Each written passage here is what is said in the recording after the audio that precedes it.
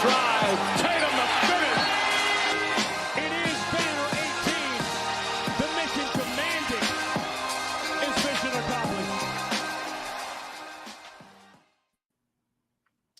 What is up, everyone? This is Noa Dalzell, and I'm here with my dad, Jon Dalzell, for another episode of You Got Boston. It's been a while since I've done one of these live ones. I feel like I've been doing more of the late night recapping the games episodes, but we have a week off or a couple of days off until the playoffs begin on Sunday. We don't have any games until then, so I figured, I'm not a TD guard and I can do one of these shows. So feel free to put in any questions, comments in the chat as we go. But first, I'll let you, Dad, to introduce yourself to the audience if there's anybody that hasn't seen you before on one of these. Maybe give us a 30-second introduction. 30-second, okay. My name is Jon Dalzell. I'm Noah's dad. Played college basketball, played professional basketball overseas for about 15 years. Love the game of basketball. I was a three-pointer, so the three-point shot is something very special to me and something I believe that I understand. And I noticed I always come on the show when there's really not much going on out there. So I think I fill in the blanks here. So I'm happy to be on the show again, and hopefully there'll be another pause in the action where I can get on again one day. Well, last time you were on, people said you were a homer. I don't know if you saw that. But I don't see said anything. they said you were a homer. They were like, no, it's actually more objective. When I'm not being called a homer, that's not a good sign. That means that you were really being a homer, because that's what people call me. I'm definitely a homer. I'm a proud homer. He's not a reporter, and, so you're allowed to be your yeah, homer. I'm supposed to be. I can be a homer. Objective. So, but I'm a homer for a championship team and the greatest basketball foundation in the history of the NBA. So I'm okay with that. Okay, so I wanted to talk about a couple of things. Celtics had practiced yesterday and today, and so wanted to make sure I can relay the big pieces of news from those practices. They're off tomorrow and Friday. They play their practice again on Saturday, and then the game's on Sunday. So I'll be honest with you guys, there wasn't anything like super interesting from practice. That's part of why this was not like a super urgent episode to do. So mostly we're gonna reflect on the 61-win season, kind of discuss kind of what the keys to that were, and then look ahead to this playoff run and what it's going to take to repeat. And they hate the term defending the title. They hate it. Joe Mazzulla said it over the summer that we're not defending anything. Tatum has said this now like 3 times. Today in practice, he was like, I've already said this a couple of times, but we're not defending anything. We are forever the 2024 champions. And now this is a new quest, and 2025 is a new thing. So we can talk about defending the title. I have to just make sure I don't say it to any of the players, because they do not rock with that term. So in any case, before we get into predictions for this season, I know there's going to be people that are wondering about Jaylen Brown's knee. So I'll do a quick practice and Jaylen Brown knee update, because I know that's important to people. And generally speaking, that's kind of part of why we are going to these practices, is to be able to see if these developments and things are changing. So first thing I'll say is Jaylen practiced completely yesterday, did not have any limitations. Today didn't seem like had any limitations either. We know that he had some sort of injection last week that was reported by ESPN. Joe Mazzulla confirmed it. The injection could have been cortisone. It could have been something else. I don't know. They're not going to get into specifics. We'll probably never know. We probably didn't even need to know that he got injections. I don't know why that came out, but it did. And Al Horford said he looked great at practice. Joe Mazzulla, Drew Holiday said he looked really good. And it generally seems like people are encouraged with what they're seeing. And I'm going to play this clip from Kristaps Porzingis, who was asked by Bobby Manning today about whether he had a chance to talk to Jaylen about the knee, because just a couple of weeks ago, last week in New York, Kristaps famously said that Jaylen doesn't need to be doing this whole Warriors thing right now. Maybe he needs to just chill out. So this is what he had to say today in practice. Oh, we definitely talked about it, just because of my history also with some of the knee stuff that had bothered me in the past, so we definitely talked. I gave him my point of view and what I thought could help him, and he did the things necessary, I think, to be as healthy and as feeling good as possible for this run that we're about to have. So and he looks good. He looks good. He's always saying he feels good, but he actually looks good, and that's the most important. So we love talking to Kristaps Porzingis here, because he he was about to go into further territory. I think at one point later on, he was like, I've dealt with something similar. Like, I'm not going to say what exactly, but he almost said too much. But that's the update from Porzingis. Yesterday, I think we he were definitely playing said too much, by the way, but You think he said that's too the much in beauty that? Yeah, I mean, I'm sure Jaylen Brown probably slapped him in the back of the head about 5 minutes later. But I think that's the fun part about this team is that everybody is kind of doing their own things. A lot of great personalities, and he's definitely one of them. I love the way he talks and the way that he has so much passion about the game and about being on this team. So it's pretty cool. Yeah, so that's what he had to say. I think Jaylen has seemed to be in good spirits whenever we've seen him. Obviously, Jaylen had this 11-minute press conference like 2 weeks ago where this was the one day he was open to talking about the knee. I think he probably told PR, like, I want to do it. I'm going to answer all the questions. And then that's that. And he basically said, we don't know. I don't know if rest is going to help. Not sure about that. And it's frustrating. It sucks. It is what it is, but I'm going to do what I need to do and kind of get ready for the postseason. And he was very open about, there was a lot of questions and all that. What I wanted to ask you, because for those of you that don't know, my dad has both of his hips replaced. He tore his patellar tendon last year, quad tendon. Quad, sorry. He's dealt with a bunch of injuries, played pro basketball for 17 years. And I don't want to make this the Jaylen Brown knee episode because we've had a lot of those, I'm sure you've seen. So I don't want to spend too much time on that, but figured while you're here, and he still plays basketball like 6 times a week. So the things that he did, that they're working. Yeah. But I wanted to ask you about this idea that sometimes rest doesn't help, because I think a lot of people have been skeptical when Jaylen says that, like he wanted to play through the spring and he didn't really want to miss the last month of the season where people were like, why not just sit in March? Like their standings were locked up, just sit. And he was like, I don't know that nobody said the rest is going to help. And I think people at home are like, well, obviously it's not going to hurt. So we don't know exactly what he has with his knee. The official diagnosis is a bone bruise with a right knee impingement, which impingement doesn't really mean anything. It means that there's something like inflamed or irritated, but it's a bone bruise, right? So question for you about, from your standpoint, like, have you had injuries where when you were playing that rest actually doesn't help, and when you have something like just like a knee that hurts, because that's kind of all we know about this. Like, what's the thought process mentally too? I mean, there's 1,000 different possible things that he was dealing with, because it's one thing that I definitely have learned over the course of my life and dealing with injuries is that every injury is a little bit different. You can categorize it, maybe you can give it a name, but it's not exactly the same. And whatever he was dealing with, whatever he's dealing with now, even doctors, even the best of doctors might not be able to tell exactly what it was that's actually bothering him. One thing that I'm sure that they did is that they eliminated things that could really cause further damage, because I'm sure that he knows and is smarter than that he's not going to go out there and risk really like ending his season or something like that. Well, the only thing they could do is maybe inflame the injury that he's already dealing with, which would just cause him to maybe take a step back from where he was at, but not anything really serious. And I think that he, one of the things that I'm sure he's been playing basketball his whole life as well. So, and one thing that you have heard me say many, many times, growing up and dealing with injuries, is you have to listen to your body. You have to understand your own body. No one can really tell you what's going on. You have to have common sense. But I'm sure that he recognized something that maybe he had dealt with before. It was something that he felt, something that was familiar to him, and he realized that it was not going to be causing any real serious damage or any serious risk to continue to play. Pain is not always something that is scary, and athletes deal with pain every day. You think that everyone else, every guy that's out on the court right now is not dealing with pain. That's ridiculous. They all are, and it's all different levels of pain. And he got to a point where you could see that it was bothering him, which was when, the press and the fans get a hold of that and start talking about it. But there's a lot of the guys running right next to him that are feeling pain, but they just are able to, kind of overcome it and disguise it a little bit. So I think that, he knew that he was okay. I don't think that he was worried about it.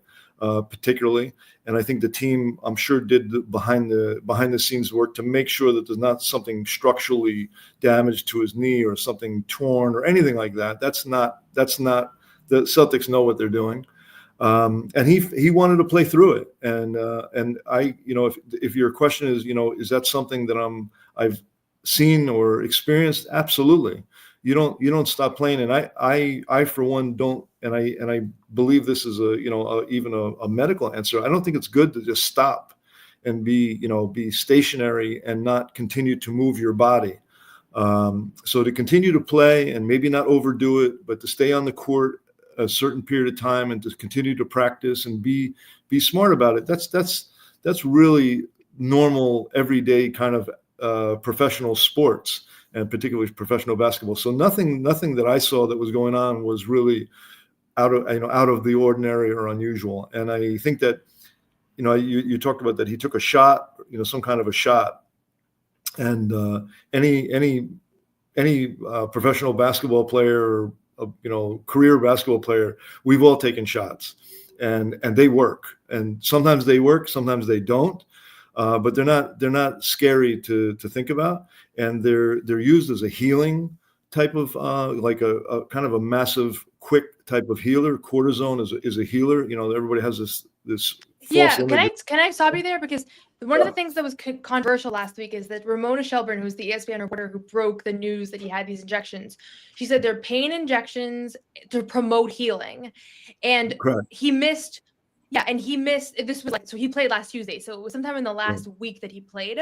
And so a lot of people online, including doctors, like Twitter doctors, that there's these doctors on Twitter, I don't know if you know, but they weigh in whenever there's an injury and they say my professional take, and they're not always right because they're not in the locker room. You don't know, but there's some famous ones. I don't know them, and they're not unless they deal with professional athletes and professional sports. It's a whole different ballgame.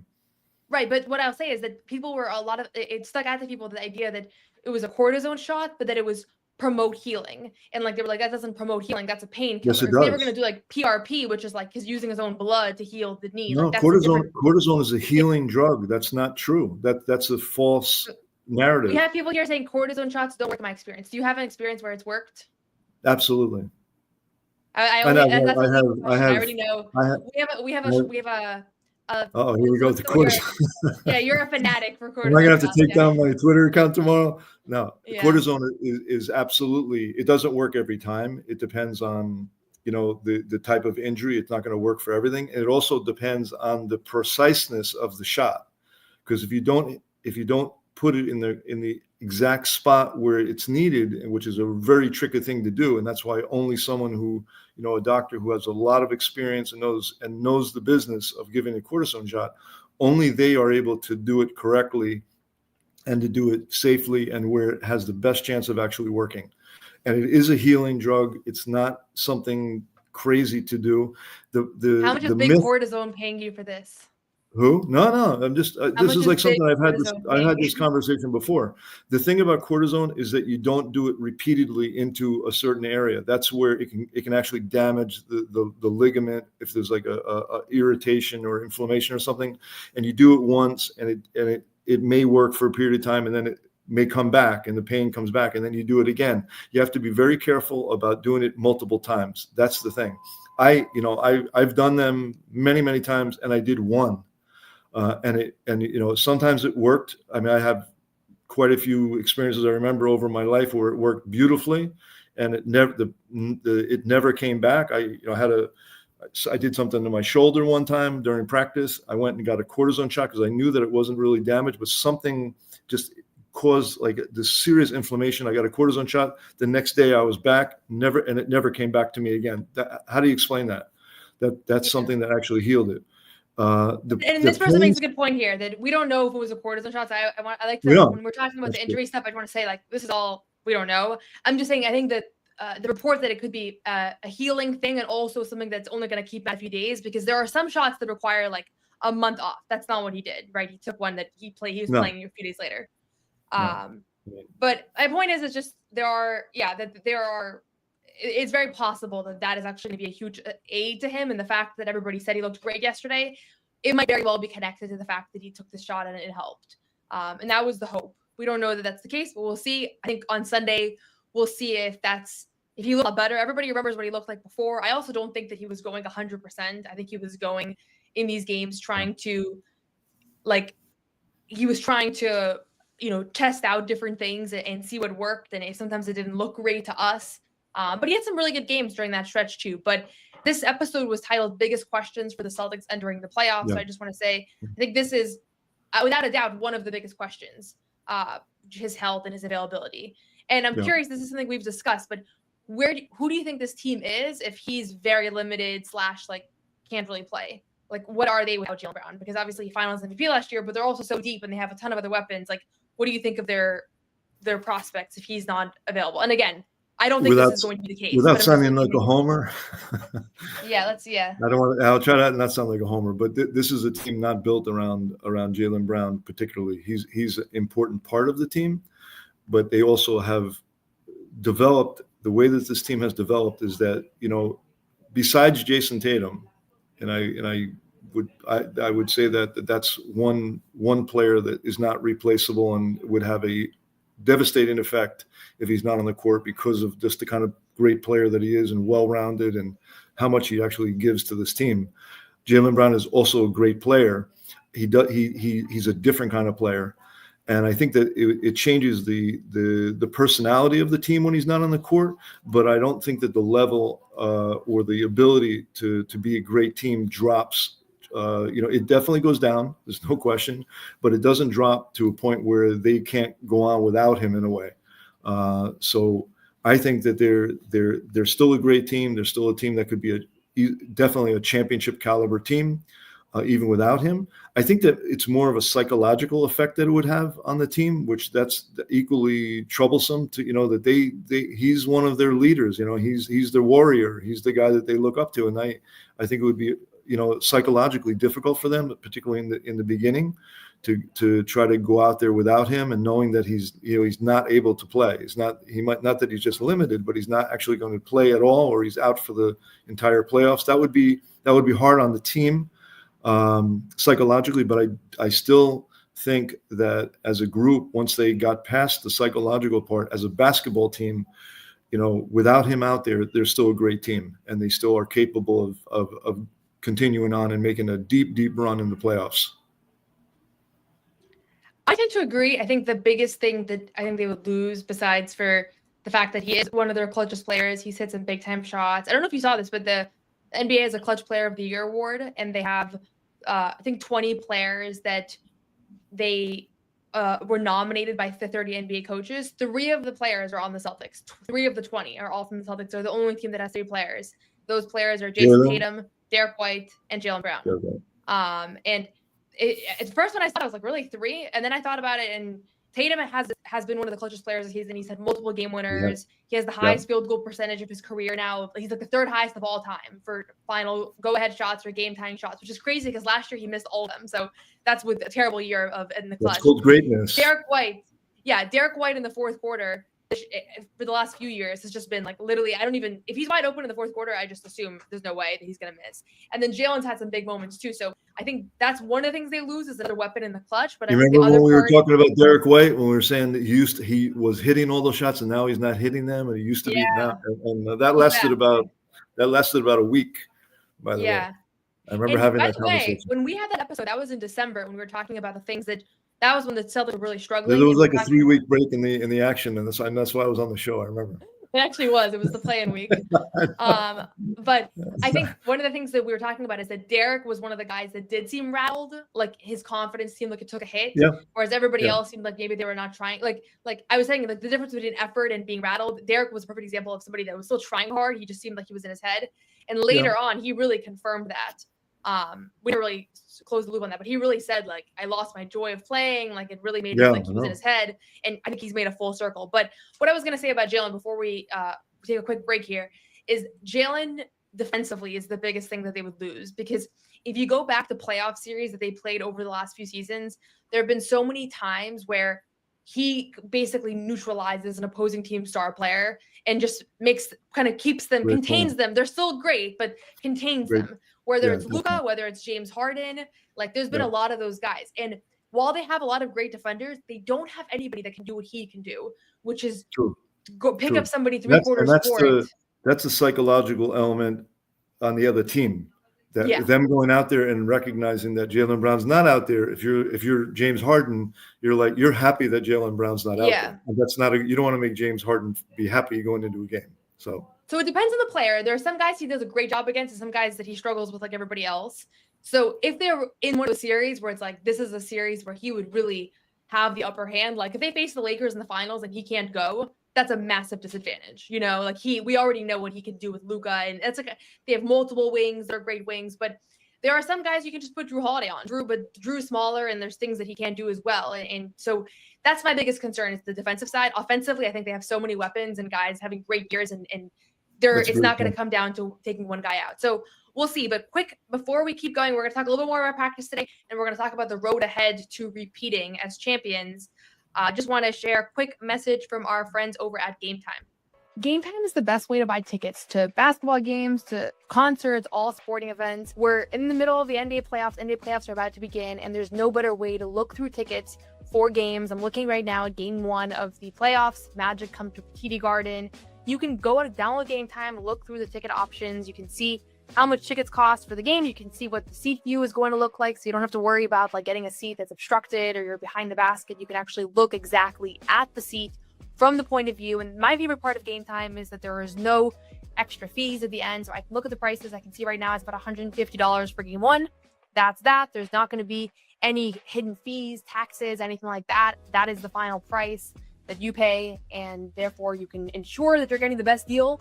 There is a lowest price guarantee, or Game Time will credit you 110% of the difference. And there's all-in pricing. Game ticket coverage ensures that your purchase is covered with the most flexible customer service policy in the ticketing industry. I've literally used Game Time for any ticketing purchasing need that I've had over the last couple of years of my life. Every time I buy somebody a gift, I use Game Time. And right now, you can download the Game Time app, create an account, and use code CLNS for $20 off your first purchase. Terms apply. Again, create an account and redeem code CLNS for $20 off. Download Game Time today. What time is it? Game Time.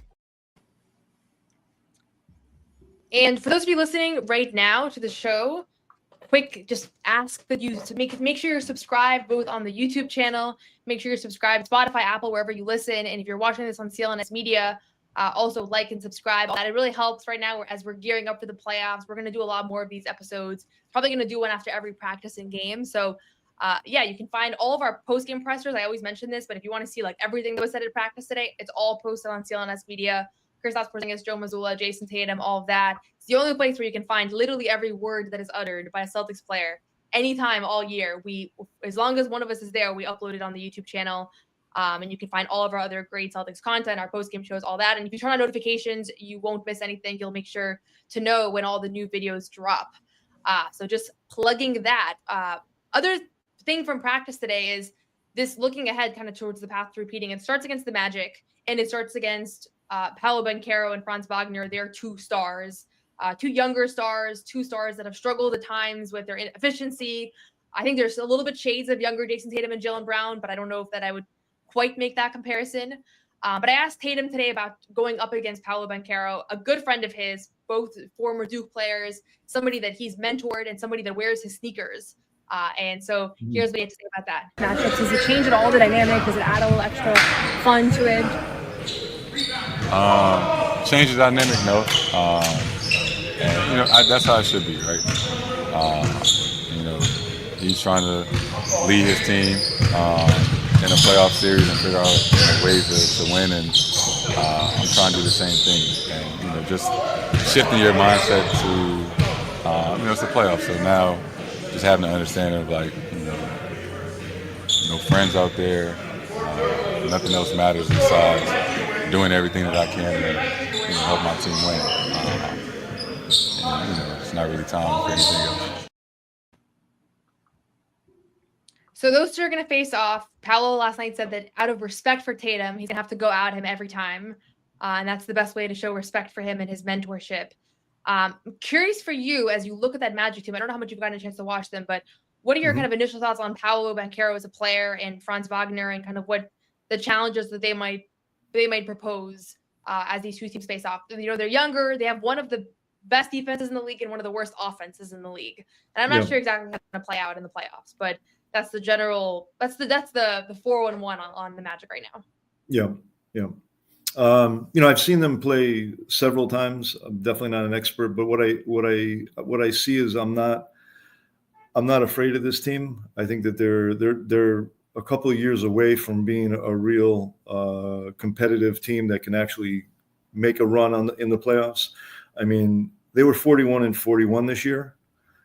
I don't even understand how, to be honest with you, I don't know how the 41-41 team even gets into the playoffs. That doesn't jive very well. That Called the doesn't Eastern make sense. Conference. Yeah, I don't know. It's just, I guess so. But they've won half of their games, and the other half they've gotten beaten, and that's not a great team. When I've seen them play, Banchero was very, very inconsistent, and I don't know if that was over the course of the season, but I mean, I'm talking about off the rails kind of game that I've seen him play. Yeah. I've seen him play maybe 4 or 5 times, and 2 of those games he was bad, and I'm talking about really bad. So I mean, I think that he's still got a long way to go. He's a very talented player, obviously, a super talent, but I don't think that he's ready for the Celtics. I don't think this team is ready for the Celtics. I think that they're a couple of years away from being competitive. There's some super individual talent. I think the X factor, what I've seen, and I saw the other night in this game that Cole Anthony is the guy that can go off like crazy, and I've seen him do it multiple times. So those are the guys that they can certainly win a game or two. It's not like I'm saying that it's going to be a sweep and it's not going to be competitive, but over the course of a series, this team cannot beat the Celtics. They just can't. And I think that they already know it. To be honest with you, I'm sure they'll give it their best. They're a very energetic team. They're super competitive. I think it's going to be a really fun game to watch because I like watching these guys because it is fun to watch guys that play as hard as they do, but they don't execute very well. So. Yeah. So here's I agree with you on that. And I do think it reflects what you say. If you look right now at the plus minus numbers, they've actually been better with Paolo Banchero sitting when with just Franz Wagner out. So that's, I think that's some numbers back that up.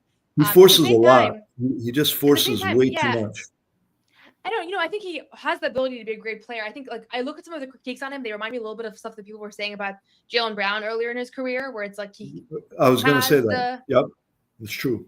He doesn't know when to back off. He doesn't. And he's only his 3rd year in the NBA, which in NBA terms, that's very. He was in the playoffs last year and had a great 7-game series against the Cavs, and that's the same Cavs team that's now the best team in the NBA or the best team in the East. So they pushed them hard. They ultimately couldn't score enough. That was their big issue. And I think right now the question is, are they going to be able to score when there's been a massive 3-point differential between them and Boston all season long? If the Celtics are shooting somewhat normally, it's going to be really hard for them to keep up. So that's. I think that's if we're dumbing it down to one thing, it's the fact that this team, they're not going to be able to keep up with the scoring. But on the Celtics side, I think the biggest challenge will be just how physical this Magic team is. And people have talked a lot about the injury thing. I'm curious your standpoint because this is one of the most physical teams in the league. They do have lots of long, big, athletic players. And people are some people I saw online and other reporters were saying, you kind of want to avoid them in the first round because you don't want to get injured. You don't want to take too much of a toll on you heading into the next round, if that's what you're thinking. But I was kind of thinking about this. My initial instinct was I hear that, but also most injuries end up being non-contact. Most injuries are not you banged into a guy who plays hard. I don't know. Do you feel like there's a real these hard playing teams that are very defensive minded and physical? Are you really at a higher injury risk, or is it I'm thinking back to Kristaps Porzingis' injuries? So you don't even really know what happened. All of a sudden he's just walking off the court. Not that they can control it now, but is that a legitimate concern? I guess going into a series like this where it might take a physical toll on you that maybe playing the Hawks wouldn't have taken. No, I don't think so. That's a non-factor. I think that it can take a toll physically on a team to play a team like Orlando for if it goes 6 games against Orlando is going to take more of a physical toll on the entire overall physicality of the team. As opposed to if they played Atlanta, which is not as physical team. It's not about injuries. It's more about you have to come out of that series and kind of hit the refresh button and be ready to go into another more competitive series, and so on and so forth. So if the first round team kind of wears you out a little bit more than other teams, that's something that it is a consideration. That's why if you're playing a team like that, I'm sure that I'm sure that the talk behind the closed doors, at TD Garden is, let's make this 4-0 and be on our way. Let's not fool around with these guys, which I'm sure they're not taking them for granted because they're a professional NBA team. They're not looking past them, but they also want to make it short and sweet so that they don't have to get it dragged out and don't have to get worn down by a team like that, because they will get worn down by them. Yeah, I think that's the case. And you look back at 2023, they didn't take care of business in the first round. That Hawks series with Trae Young should never have gone to 6 games. They go back to Atlanta. That's before I covered the team, but I remember being like, this should not be a 6-game series. That Hawks team wasn't good enough. And then they go to Philadelphia and they fall down 3-2. They never should have been trailing in that series. Joel Embiid even missed games in that series, and they're trailing 3-2. It takes a Tatum late game, takeover in Game 6 to push it to 7. Right. Next thing you know, they're in that Miami series. They don't take care of business again. They fall down 3-0. Now it relies on winning in Game 7, and Tatum rolls his ankle in the first play of the game, and that's it. Right. So this group, they know what happens when you don't take care of business right away. And I felt like that was the big difference last year, that they did take care of business from the jump, and they never let any series That's go the beyond. stepping stones. That's right. Yeah. That's the stepping stones of a team that's headed to a championship. You learn from those things. You don't let them repeat themselves, because you have something. It's not a hypothetical. It's like, remember what happened last year. We're not doing that again. We're going out with a killer instinct. We're going to make this short and sweet. And that's the difference between a team that's trying to get there and a team that's already had enough experience to actually do it. And that's what we all saw last year. It was a team that was on a mission and knew what they were doing. They knew how to get to the top. And keeping these series as short, I think, is so important for Al Horford, for Porzingis. Like, ultimately, when they got to the finals, Al was still playing at the same level that he was playing in April, because he really wasn't being worn out that much. Like, these 5-game series means that now you have 4 days off, 5 days off before the next round, while maybe the other team is battling until Game 7. So I don't think they're going to be able to do that again. They're not going to have another playoff run where they go 16-3. Like, that's ridiculous that they did that last year. And the fact, from like a reporting standpoint, I never went back to one city. Every city that they played against, they went there for games 3 and 4, came back home and wrapped things up. Like, we never went back and forth, which just shows you like how much of an easier thing it is. So I do think that like that is going to be a key priority, because if every series goes 6, now you get to June, you're playing against the young OKC team. They're not going to be feeling the mileage the way that the Celtics stars are, who played through June and played Olympic basketball and are all older too. So I agree with you that Cole Anthony's an X factor. I see people here in the chat are saying that as well. We're going to do like just a couple more minutes. If there's any last questions people want to drop in the chat, feel free to do so, and we'll do a couple of questions. If not, we'll wrap up shortly here. But I do think, generally speaking, like I was asking Joe about this yesterday, Joe Mazzulla.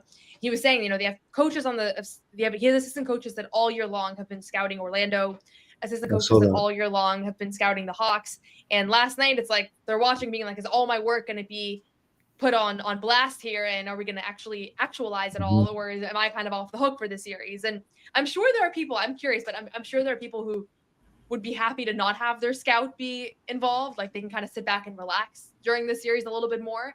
But I'm sure in the same way you put a lot of work into it, you want to see that play out. But I don't know who it is. I would love to know who the coaches are that are involved in each. They were scrimmaging after the game today, after practice. We were waiting so long for Tatum to come out, like probably an hour in between Porzingis and Tatum. So we're all just like 40 reporters are all just sitting there. TV stations, it was like way more than usual, because it's like they just figured out who the playoff matchup was. And all the assistant coaches, except for Joe Mazzulla, he wasn't playing, but they were all playing 5-on-5 basketball. Joe was running on the treadmill upstairs. We could all watch him do that too. And they were so competitive, so intense. And I'm just sharing this as a side note because I thought it was interesting. But you mean the coaches were playing pickup basketball? All the assistant coaches, they were all playing. Yeah. Nice. And I was talking to one of the assistant coaches who wasn't playing, and I was like, oh, you're letting them off the hook? And he's like, well, I played yesterday. Like, I don't do every day. I do like every other day. He's a little bit older. And I said, like, what's up? Like, what's up with the, like, why do you guys do this? Because usually I can hear it that they're playing 5-on-5, but this was the first time in a while that we've been able to just sit and watch the whole game, which I'm sure they'd rather us not. I didn't film any of it. I was like, they can have their time. But It's funny to see who's like much better. That's There's, cool. like, Yeah, huge, that's nice. huge discrepancy in who's really good. I'll And bet. who's, like, I'll bet not they that have good. a no. I'll bet you in they have a no Joe rule. Joe's not allowed to No, play. Joe used to play and he kept getting hurt. So I think he used to. Remember he missed games because he hurt his Yeah. eye. I thought Yeah, I maybe don't he- think. I thought maybe he's too competitive, or he was getting. Yeah, no, that's what I'm saying. getting Like, I into don't it think with the us. coaches don't want to play against him. I think like That's what I'm saying. Yeah. oh, like or yeah, like he They can't probably play. said, no, you It's can't the play with risk. us anymore. You're out of control. You're too much. Well, he didn't play. He was sprinting on the treadmill upstairs, which was hilarious. Watching the game.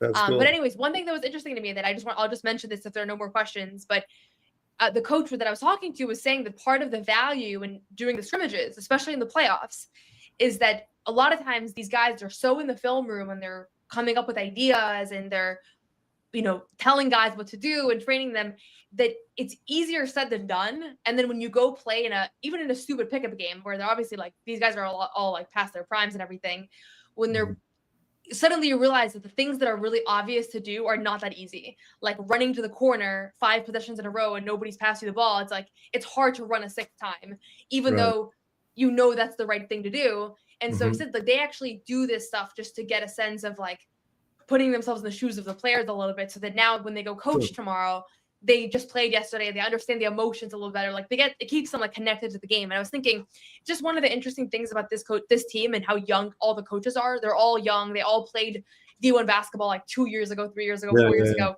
Yeah. You look at like the Warrior staff; they're all like way older. And so it was just another just interesting dynamic is that there's that competitive spirit that spills over to the assistants. And I liked watching it. I know who I can trash talk to.